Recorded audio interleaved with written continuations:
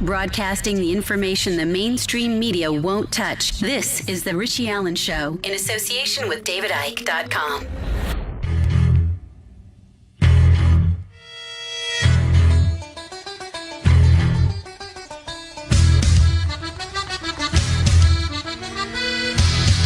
It's The Richie Allen Show, brought to you in association with DavidIke.com. And now, live from Manchester, England, here is Richie Allen. And I must make a confession at the very beginning. It isn't live. It isn't live. It is Tuesday, the 2nd of February 2016. But I'm not live, so don't tweet me and don't email me. At least if you want to hear from me on this particular programme. Anyway, great to have your company. Thanks for listening to the programme. It's a 1 hour special, this. I am away. Back, of course, tomorrow as usual, Wednesday. But I pre-recorded this for you because I'm very good. I'm very good. I said to myself, well, you can't justify taking the entire day off because you've got an appointment in the late afternoon, early evening. You can do something in the late morning, early afternoon. So that's what I've done. Great to be with you. So don't tweet me, don't email me. But do stick around for the next hour. Lots to talk about, lots going on. Do stay with davidike.com/headlines. davidike.com/headlines. And the programme is going out on alternatecurrentradio.com and fabradiointernational.com. Thanks to those two terrific platforms for featuring the Richie Allen Show. I'm very grateful to them for that. Terrific show last night with David Shurter and David Icke. Wonderful to hear David reflecting on the Terry Wogan interview, but what was going on in his life at that particular time.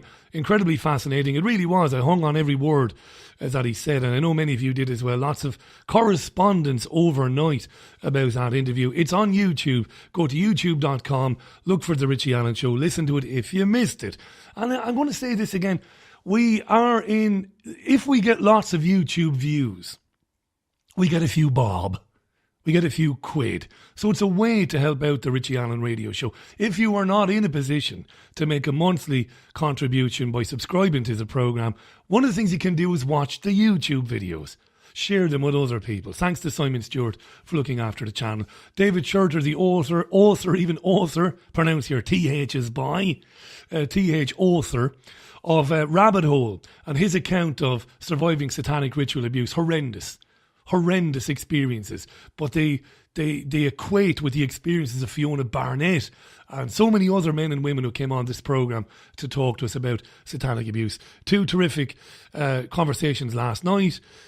I'm not boasting by saying that. They were very, very good. Very good to hear from both Davids. Those interviews are on YouTube now. Do go to... one of the things, so many of our listeners listen to the programme and... in time zones where they don't hear it live. Then they complain, they ask me about podcasting. I keep getting asked, is the podcast available? 30 minutes after the programme ends, the podcast is available to download through Podomatic. Just get the app. Get the Truth Seeker app. Get the TuneIn app. There are so many platforms showcasing the programme. You can have it round the clock. The thing about downloading the app is you don't then have to go and look for the programme. It will automatically upload to your device, whatever device that happens to be. Alrighty, good stuff. There you are. Little bit of information for you there. I never listened to podcasts. The exception being the Maria Heller podcast. I've always listened to Maria. Maria's incredible. Outside of that, I've always been one to listen to online stations that feature programmes I like. But everybody's doing the podcast thing now. So anyway, there you go. Right, kicking off with then, as we approach 4.5 minutes past the hour, the Iowa caucuses. Texas Senator Ted Cruz won the Iowa Republican caucuses.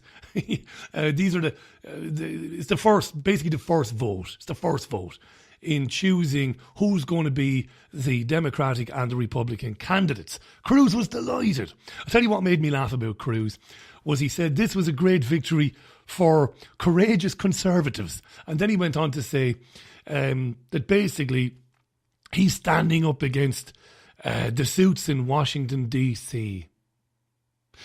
This is amazing. You always get this from these would-be candidates, these would-be presidents, that they're going to clean up Washington. They're going to stand up against the lobbyists in Washington. And of course, they're pathological lawyers. They're all, to a man and woman, multimillionaires who take massive amounts of money from lobbyists and from private interests. Bernie Sanders might be the exception to that rule. And I will talk about Sanders shortly, because I do get a lot, and when I say a lot, I mean a lot, of correspondence from people who listen in America and say, why don't you promote Sanders, Richie? Why don't you talk up Sanders? I'll explain why I don't talk up anybody in a few minutes' time. So Trump didn't win the Iowa caucuses and wasn't happy. Hillary Clinton won the Democratic vote, but apparently by the skin of her teeth. By the skin of her teeth. Yeah. I don't like elections. I don't trust them. But anyway, Clinton won as well. She was relieved more than anything, according to her camp. But Trump wasn't overly disappointed. He didn't seem to be anyway. It's only one vote. They told me I wouldn't win any votes here. We'll move on and we're going to win and blah, blah, blah, blah, blah, blah, blah. What was interesting, though, to me, was to see some of the volunteers for Trump. They were seen crying in tears on CNN after. And see, there's this evangelical quality to these people. People get wrapped up in them. And to see people crying was a bit distressing to me, a bit distracting, really.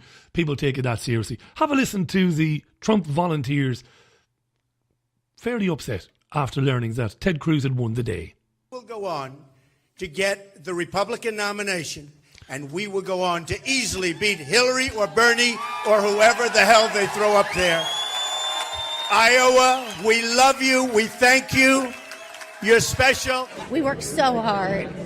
We're volunteers, and, you know, we took our time every chance we got to do parades, rallies, phone calls, knock on doors. It's just when you work so hard, it's just a little disappointing, but we are going to win. We are going to win. I'm disappointed. I really am. But in a way I'm not, because we did make a very good showing, and we worked hard, and we know we worked hard, and he was pleased, I think, even with the showing that we did have, and it's on to New Hampshire. And it's on to New Hampshire from now. They were very upset, were the volunteers. Trump is a brilliant man-manager, and he's a team player, and he spoke with all of the individuals who volunteered for him. He spoke to them all on a one-to-one basis after to let them know how he felt about it. You're fired. You're fired. You're fired. You're fired. You're fired. You're fired. You're fired. You're fired. You're fired. You're fired. You're fired. Oh, yeah. I mean, it's the obvious thing to do, isn't it? I did it. All right, okay. So Trump, I'll tell you what was even more funny. As anal and as boring, and you might think to yourself, you might be thinking, God, this guy, he leads a gripping life, you know. I do spend my time I don't sleep. Round the clock, I'm watching this sort of stuff, listening to it and reading it round the clock. That is that is journalism. That is broadcast journalism when you are the chief cook and bottled water of your tiny radio show. I do everything. No producers, so I'm watching all this nonsense. It was worth it last night, though, to see this. This is extraordinary. Jeb Bush, the brother of George W. Bush and the son of George H.W. Bush and the grandson of the lunatic Hitler-supporting Prescott Bush. Jeb Bush was given a speech to a rally in Iowa ahead of the vote.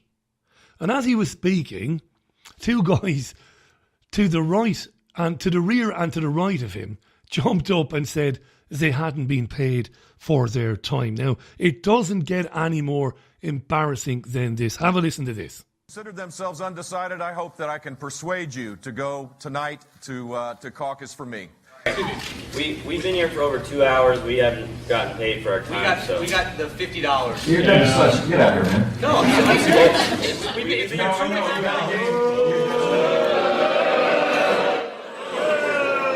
They start booing the guys there. Boo, sit down.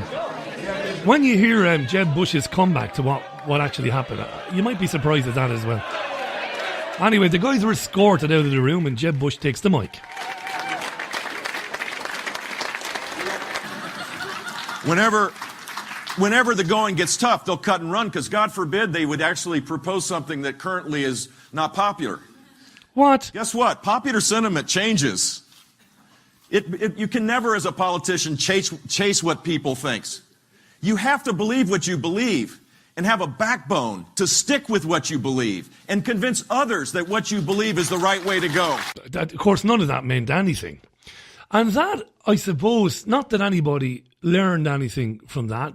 We know about the rent-a-crowd thing. But right there, it was crystallised right there what politics is. How empty. You could say how vacuous, how sleazy, how dirty, and how it has no substance to it whatsoever. There you have two guys who were told that if you go along and watch this, you'll get $50. Presumably, the guy said, well, Mama didn't raise no fools here. We'd like to see the money before it ends because we don't trust that you'll give us the money. When Bush has left the stage, you'll just tell us, to go and whistle for our money. So the guy sat down. They were probably told, well, we'll give you the money during the show or during the speech. But they didn't, and the guys jumped up and said it. And that really right there shows you what it's all about. As I said, how empty, how corrupt, how filthy, how useless it all is.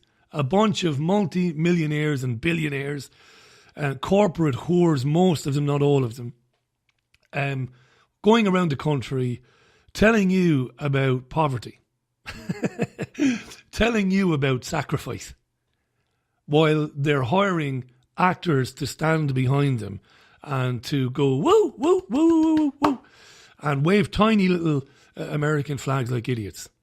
That's it, right there. Incredible. I looked at it last night and I thought to myself, look at it. And Bush's demeanour then afterwards, not being able to string, 5 coherent words together in a sentence because he was caught right out.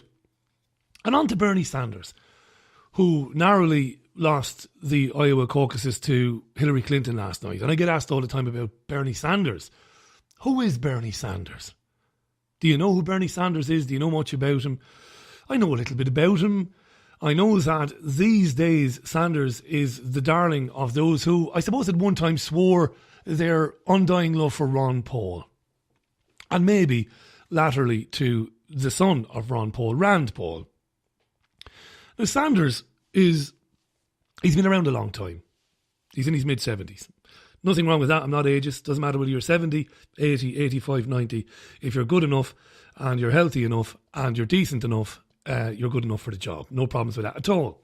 He's been around a long time. And to his credit, he's been a long-time critic of US foreign policy. He really has. And he was a very vocal critic, and he was a very outspoken critic of the Iraq War, the run-up to the Iraq War in 2003. He's always got a lot to say about civil rights and civil liberties. He talks about the treatment of ethnic minorities by the police, surveillance. He came out against the Patriot Act, which of course, as you know, was rushed into law shortly after September 11, 2001. Big champion of workers' rights and of workers' rights to unionise. He's anti the NAFTA, the CAFTA and the PNTR trade agreements. He's anti the Trans-Pacific Partnership, which, gives him a nice tick in the right box in my book. He says the TPP was written by corporate America and the pharmaceutical industry in Wall Street. Of course, he's right. It's exactly who wrote it, because that's who benefits from it. And he said the right things, and he's been consistent in these views for a long time. Excuse me, those of us following politics, news and current affairs, he isn't new to us. He's new to a lot of people, but he isn't new to us. We've known about him for a long time. He believes that man is contributing to climate change on planet Earth. I don't agree with that. I think it's a nonsense, but I respect Sanders because Sanders believes it. And I've said this before, I'm only interested in people who believe what they say. Disagreeing is not a problem.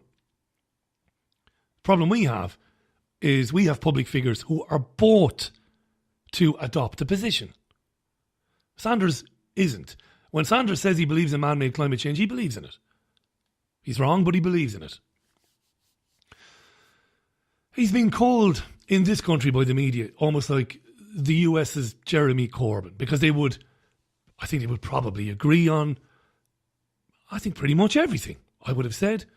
And I get asked all the time, why do you not promote him, Richie? Why do you not promote him? And I say this again, and I probably will have to say this again in the coming years, as as we move towards the election in America this year, and then as we have elections in Britain, we'll have we will have, of course, have local elections in Britain in 2 years' time.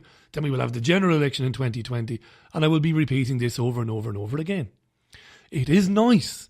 It is. I remember reading David on davidike.com saying this about Jeremy Corbyn. It is nice to have that opinion being expressed on national television. The anti-austerity opinion. The we should renationalise transport and energy. Love it. Fantastic. And I'm sure he means it. But the system is set up so that guys like that will never prevail. Jeremy Corbyn will never be elected. Bernie Sanders will never be elected. And before you say it, I would love to have egg all over my face. Love it. Oh yeah, I'd love to be on a show in 4 years' time as we are preparing for Jeremy Corbyn and a real new Labour Party, devoid of all the scum and the Blairites, but full of young men and women that have come through in the next few years to support his ideas. I would love to say to you, wow, he's going to win in a landslide. He's going to renationalise. He's going to take back all the energy contracts. He's going to take back the railways and the buses. He's going to put people to work. He's going to build social housing, real social housing for people, for poor people. I'd love that to happen. And it might happen, but it won't happen in the system we have. Good guys though they may be, these are system men. They believe in the system. Where has that gotten Jeremy Corbyn? With respect to the vote, whether or not to bomb inside Syria. Where has it gotten Jeremy Corbyn when we learn that the Turkish government is openly buying oil from Islamic State and the Erdogan family are making hundreds of millions of dollars? How is that working out for Jeremy Corbyn? His approach to politics and his refusal to adopt certain positions or to say things that maybe he wants to say. And I'm going to say this. We know through David Shaler and Annie Mashon that the intelligence agencies in this country have been keeping files on socialists for decades. So can you imagine the sort of information the security services here hold about Jeremy Corbyn? Things that might embarrass Jeremy. Things that are not illegal. Things that might be private, that might be his business and nobody else's bloody business. But things they might be able to use against him. This is how it works. And the same with Sanders. They'll never get anywhere near power. We have to get away from it. And stop sending me these emails because they're heartbreaking. Not just me, but everybody else who works in the independent media. They're heartbreaking. They're not the answer to these people. They're saying the right things, and I think they mean them. But the system is not the answer. Not that they're not the answer. The system isn't the answer. It's tragic, but it's true. However, I will agree with you. It is nice to hear these opinions because these are opinions that are held by the vast majority of people.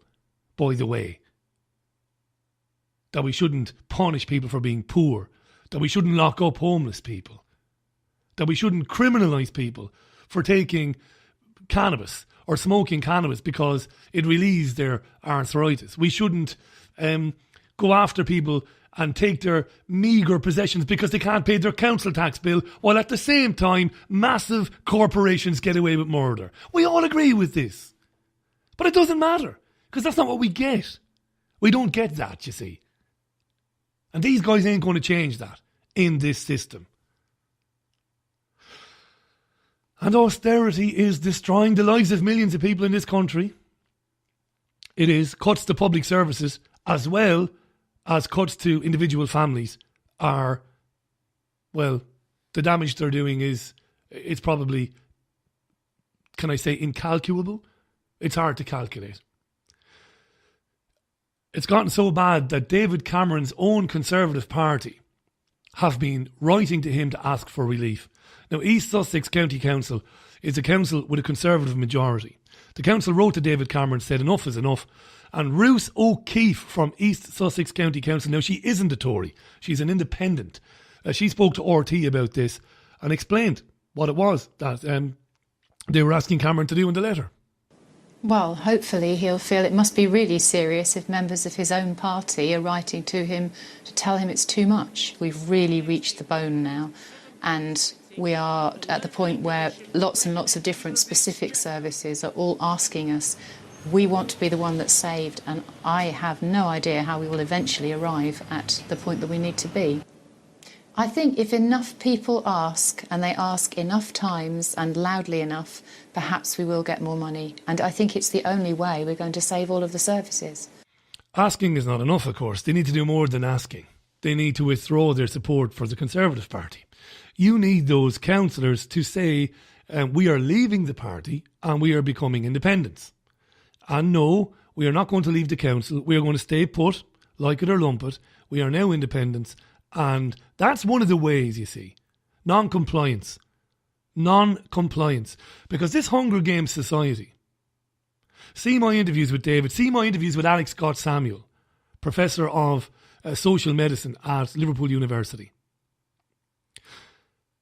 More and more people are waking up because they can see it now. It's so clear. It's in front of their faces. To the idea that there's an extermination going on. It's not social cleansing. You know, tearing down all these tower blocks. Oh, they look ugly and it's not good for the families inside. So we're going to build new places, give contracts to our friends to build them, and then we're going to give these people a deposit so they can buy their own home. Lies. They'll never be able to buy their own homes. It's not social cleansing. It's extermination. I skirted over that, didn't I, really quickly there. But I don't want to repeat myself. Previous Richie Allen shows, previous Sunday Views, gotten into this in great detail. There's an extermination going on. And the media is not reporting on it. Well, Russia Today does its best. But outside of that, no talk about it. None whatsoever. People need to disobey. Non-violent, non-compliance or civil disobedience, whatever you want to call it. And of course it can start with you, it can start with me. But wouldn't it be nice to see some of these people? Because as we've said before, not everybody within the system is evil and is sick and is hell-bent on destroying the lives of others. They're not. There are many men and women working within the system whom are decent and they're bewildered. They don't know what's going on. A friend of mine calls them the perplexed. What's happening? Why are they doing this?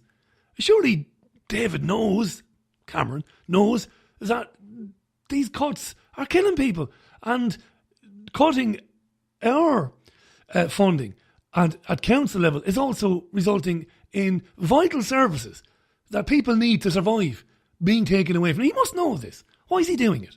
See, they don't understand it. Wouldn't it be nice for so many of them to say, listen, here's your, I don't even know if they have membership cards, I've no idea. We're leaving the party. We'll run the council. You don't have a majority anymore on this council. We're going to become independents. We can't stand with this. It's a small thing. It's what you need. This is the Richie Allen Show in association with davidicke.com/headlines. It is 24 minutes past the hour, just after 24 minutes past the hour. It's a special show this Tuesday. We're not live, but it's good to have your company. Thanks for listening to it. Going to take a very quick break. When I come back, I'm going to talk about the so-called renegotiation of Britain's deal with Europe. Back in a minute.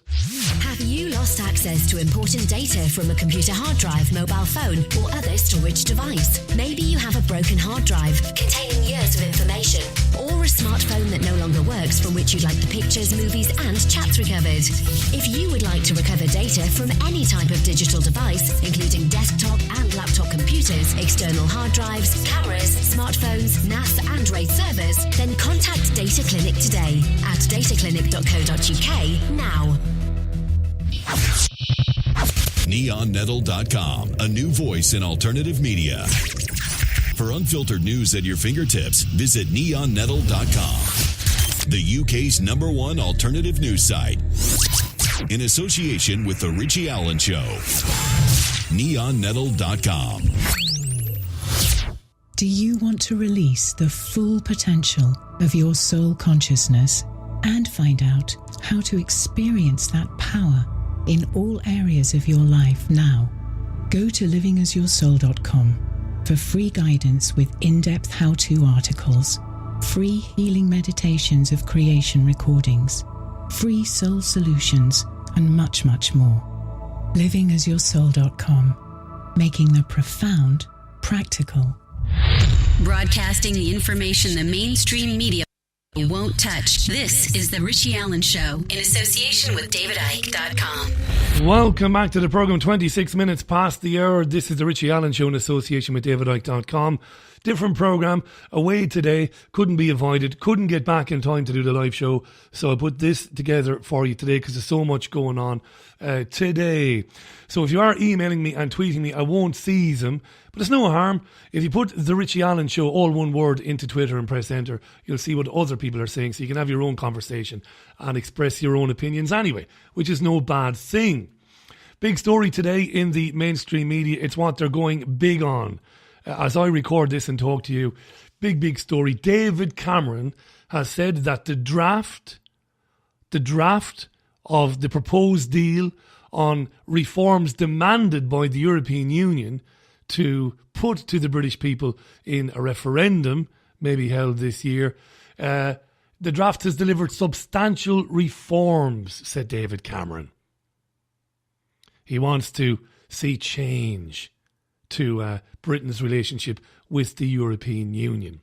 Now, a little bit earlier, as the deal was published by Donald Tusk, the European Council President, and it allows, according to the BBC, an emergency break on migrant benefits.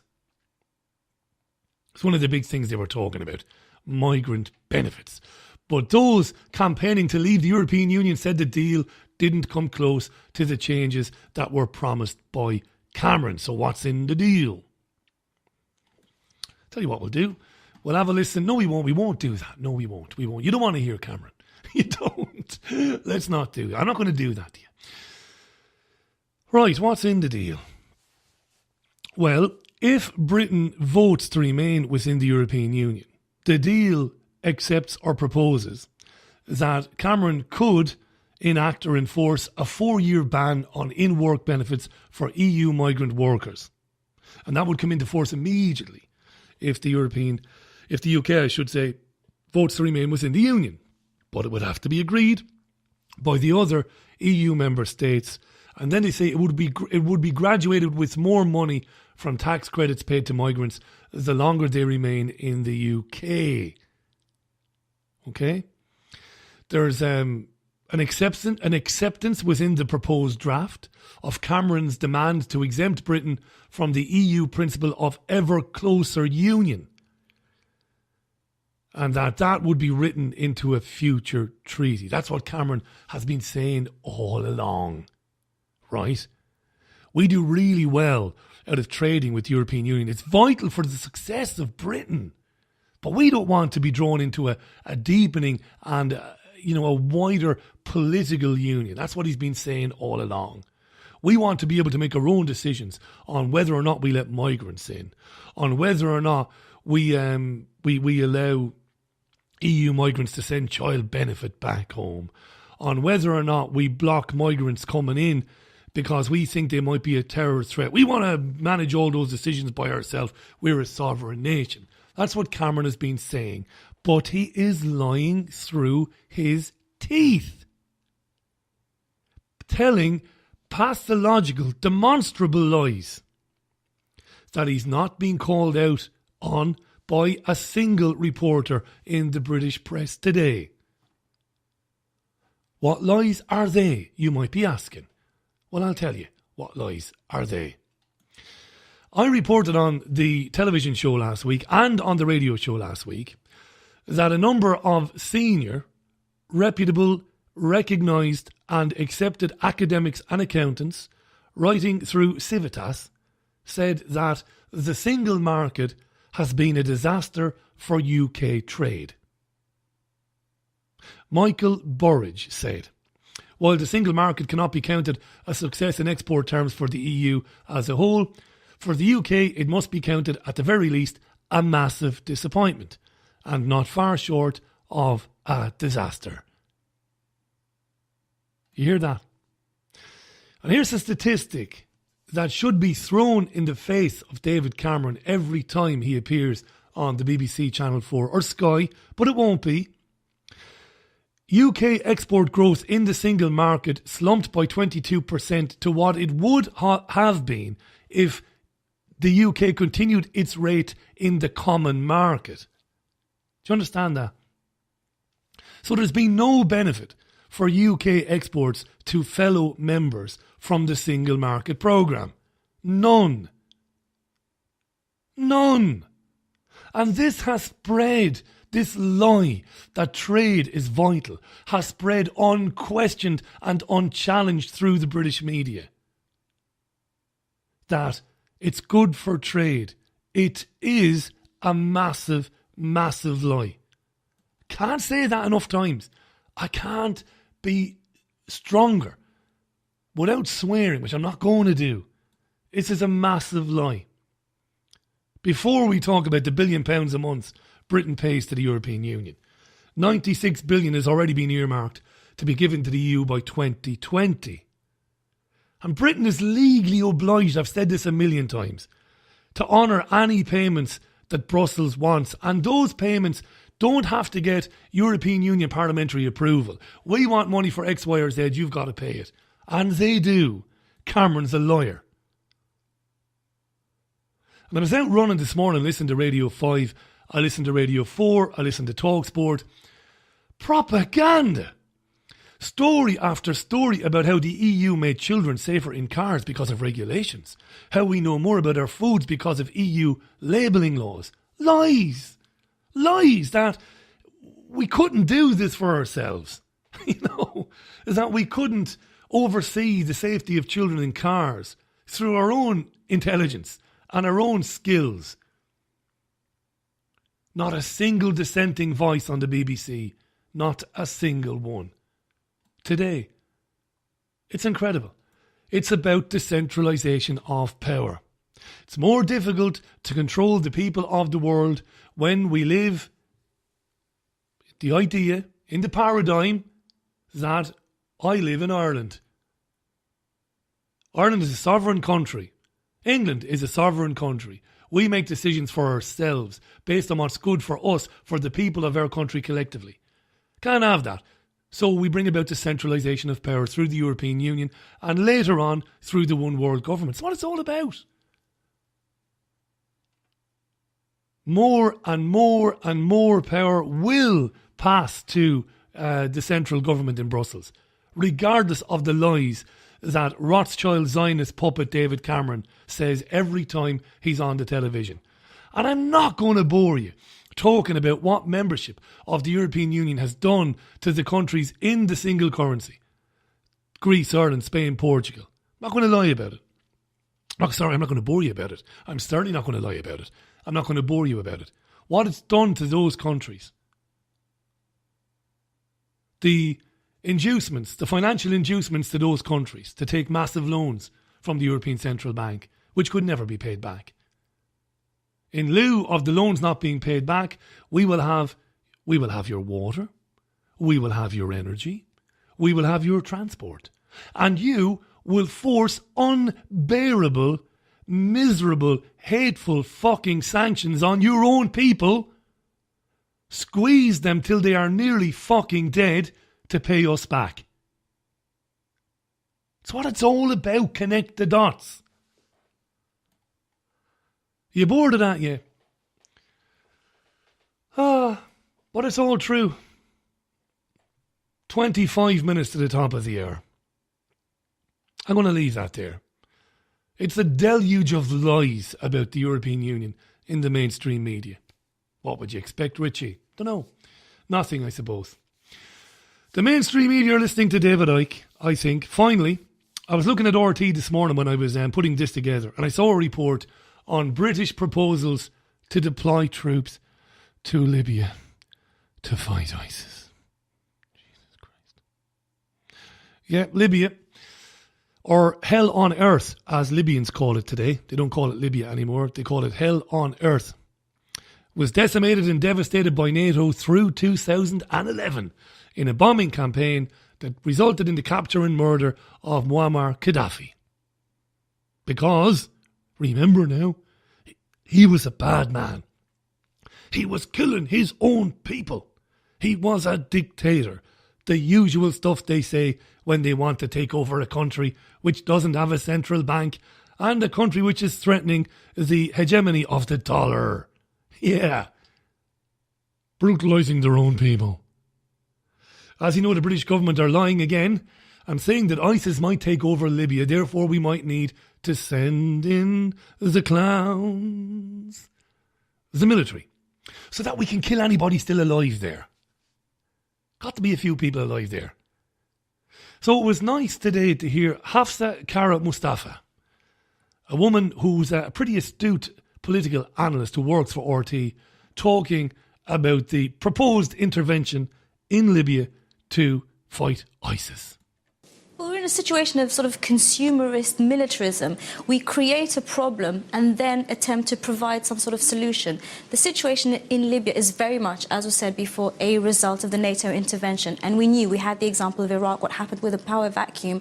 And obviously Gaddafi was a bulwark against all these organizations. So not only did Britain actually contribute to turning Libya into a failed state, but it actually, during the intervention in 2011, was accomplice with the certain people who are very much part of ISIS today. So the idea that the British military, which contributed to the situation in the first place, would come in and improve it, I think is slightly farcical at this point. Not one involving the UK and the US. There is scope for a military solution between the regional countries who have the know-how, but definitely not the countries that were involved in the destruction of Libya and actually contributed to this mess in the first place. Brilliant stuff. Who could argue with that? Nice to hear her, talk about what is problem, reaction, solution. We create the problem, people react to it, something needs to be done. We've got the solution. Again, see David Icke anytime over the last 15 to 20 years. Extraordinary. While all that was going on, King Abdullah of Jordan was talking to the BBC and to Lise Doucette to say that, in his opinion, there might be a political solution in Syria. So I'm going to play you some of this. First of all, though, he talks about sleeper cells in Jordan. Basically, as a result of ISIS hiding their operatives within the waves of migrants entering Jordan. He's basically said that there are sleeper cells in Jordan. Have a listen. How big is the danger in Jordan? Your Prime Minister warned about sleeper cells of the Daesh, so-called Islamic. A prime example is this refugee camp. And we have picked up a lot of people that have crossed the border over the past 4 or 5 years that are linked to ISIS and other organizations. So it's an ongoing problem, as you faced in Europe and in the other parts of the world. That's the reality of the world that we're living in. So to have pressure by certain groups of just looking the other way and letting refugees in just because they say we have to, and then open our society to a potential terrorist strike, somewhere along the line we have to put our foot down. Fear porn, fear porn, fear porn. Lise Doucette then asked King Abdullah of Jordan to comment on the effect of the Russian intervention in the Syrian situation. Have a listen. Well, it shook up the tree because before that, really, we've had 6 years of pretty much the same thing. What fell from the tree, people are saying that the bombing is not primarily against Daesh, the so-called Islamic State. It's against the opposition forces, some of whom are backed by your government and by the West. Well, I won't get into the details of who said what or who did what, because that doesn't help at this stage. But that is reality. They're bombing in southern Syria, close to your border. We did have an initial ceasefire. That ceasefire has broken. We hope that ceasefire will come back into effect. But having said that, it has galvanized everybody to get to the peace talks, because if we don't, it's going to unravel into a very messier situation in Syria. So it's going to unravel into a very messy and messier situation in Syria, said King Abdullah of Jordan. Millions have left. Millions are dead. Leave it, Richie. Leave it. It's insane. It is 20 minutes to the top of the hour. This is Tuesday, and the Tuesday edition of the Richie Allen Show in association with DavidIke.com. It is February the 2nd, 2016. Going to move on to the Zika virus. Now, I told you on the RA show, eh?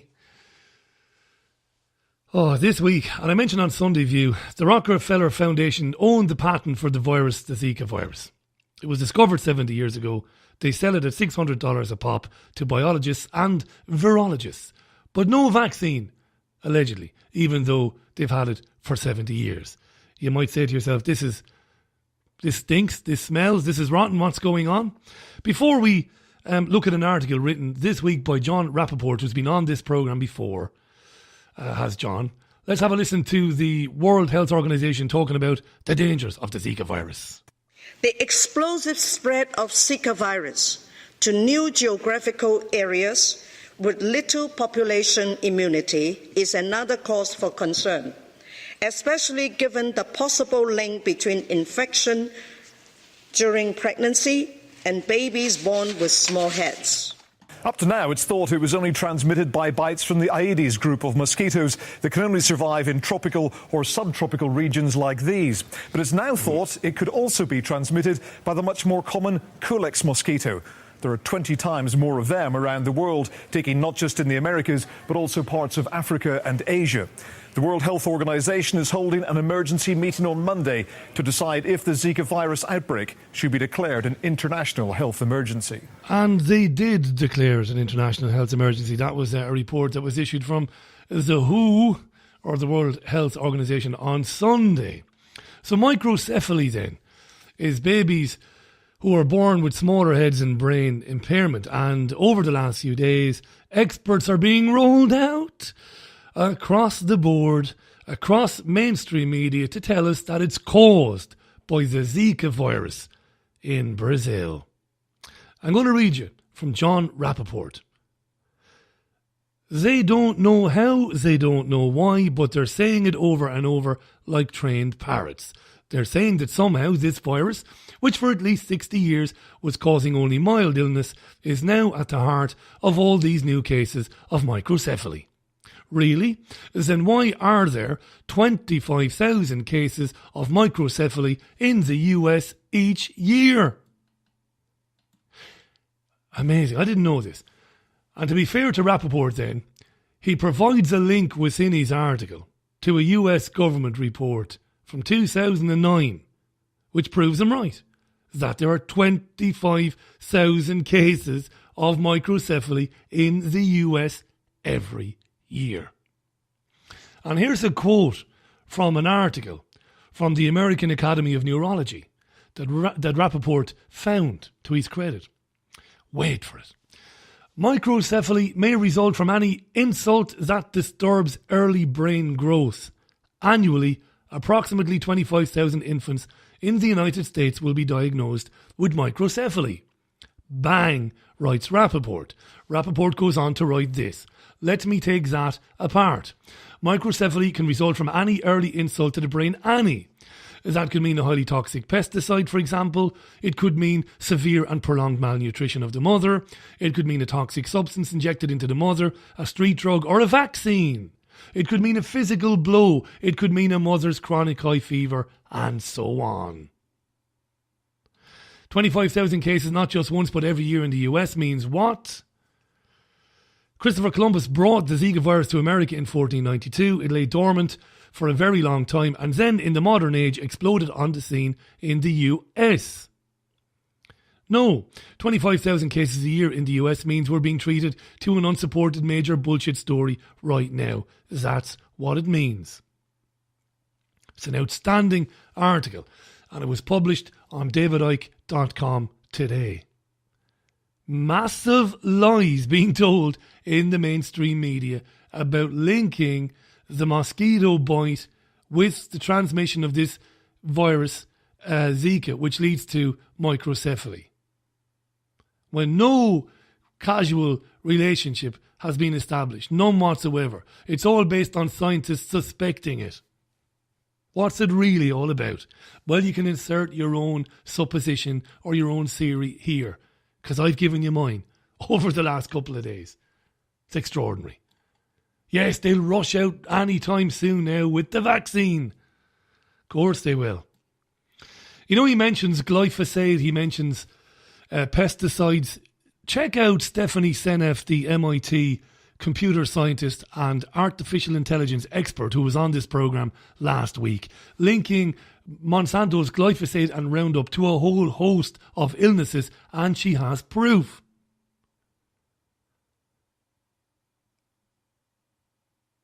Amazing. It's 25,000 cases a year. How many mainstream news programmes in the United States have had the courtesy, have done their job by telling their viewers or their listeners that fact? Eh? Reuters wrote this: race for Zika vaccine gathers momentum as virus spreads. Zika had been viewed as a relatively mild illness until Brazilian health officials identified it as a matter of concern for pregnant women. While a direct causal relationship has not been established, scientists strongly suspect a link between Zika and the thousands of children born with the small heads, the defects and the impaired vision. No causal relationship. Liars. Liars. Ho-hum, pass the butter. Move along. That's the way it works, isn't it? 13 and a half minutes to the top of the hour. Check out Stephanie Seneff's interview with me. It's on YouTube. Really interesting stuff. Really interesting. Oh, came across this. Be afraid, Africa. Be very, very afraid, Africa. Be afraid. The CEO of Nestle, a guy called Paul Bulcke, B-U-L-C-K-E. How do you pronounce that? Bulcke? Bulcke? Must be Bulcke, is it? B-U-L-C-K-E. Paul Bulcke. He's the CEO of Nestle.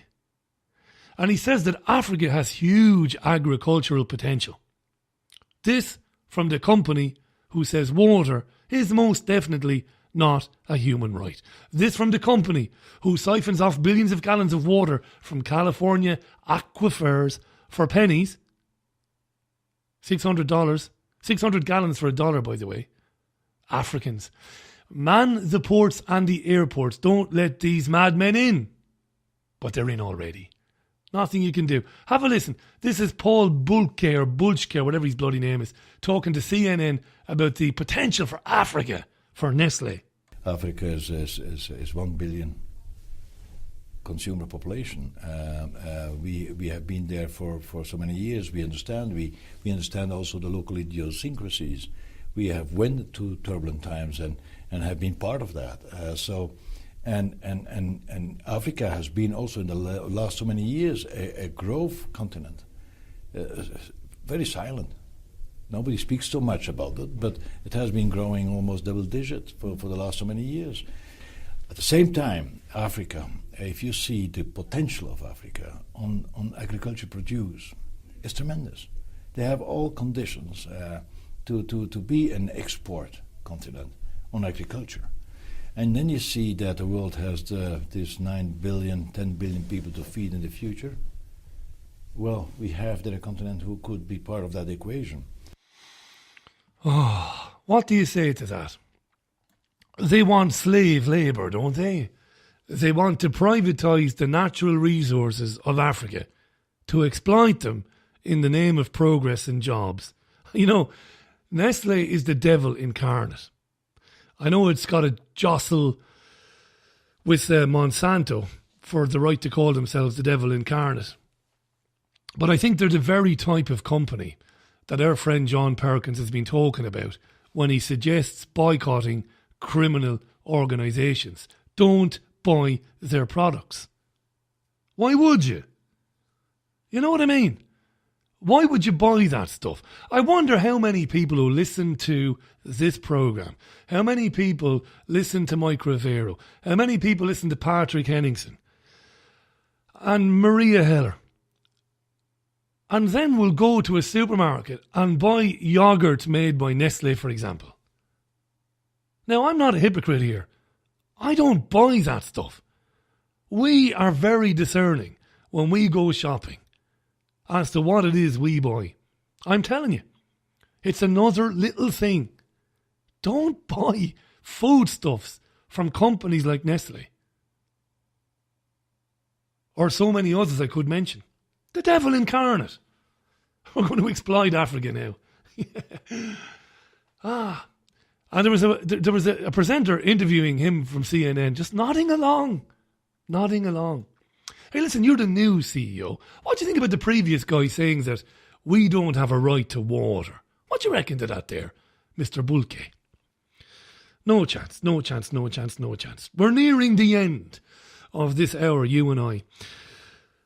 So I'm going to give you a laugh, because this did make me laugh today. There's so much heinous stuff that we've been talking about. There's so much heinous stuff to talk about going forward.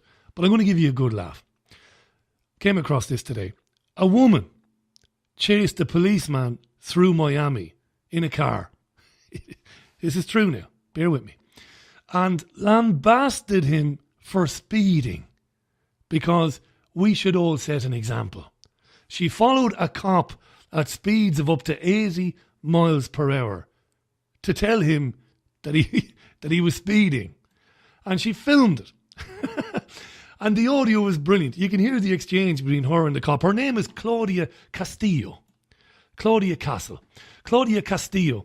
And this is Claudia. You can hear her giving a bit of a narration as she's following him. And then you'll hear the exchange between her and the cop.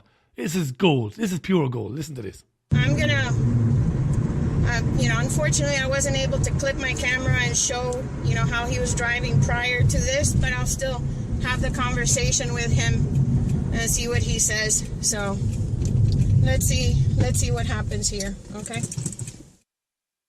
The reason I pulled you over today and I'm asking you to come over and have a conversation is because I saw you and you were pushing 90 miles an hour. Really? Okay. Yes. I pushed 80 to try and catch up with you, and I was still, eating your dust. You were leaving me behind, and I was going 80 miles an hour. And I just wanted to know, what's the emergency? I don't know how fast I was going, but I can tell you this, I'm on the way to work right now. Mm-hmm. I don't believe I was speeding, but like I said, you're entitled to your opinion. I just saw you now when you pulled over next to me, which is why I pulled over here. Mm-hmm. I thought you had some kind of emergency or anything. Everything fine? No, everything's fine. Yeah, it's your speeding. Okay, well, I apologize, and I'll be sure to slow down then. Yeah? Yes. All right. It's Anything just... else? I The think name, the that... badge? No, I just think that we should all set an example. No, I agree. He was cool, wasn't he? He was doing 90 on his way to work. She didn't like it and decided to set off after him in high-speed pursuit. Eventually, he realised he was being followed, pulled over and said, "What's going on?"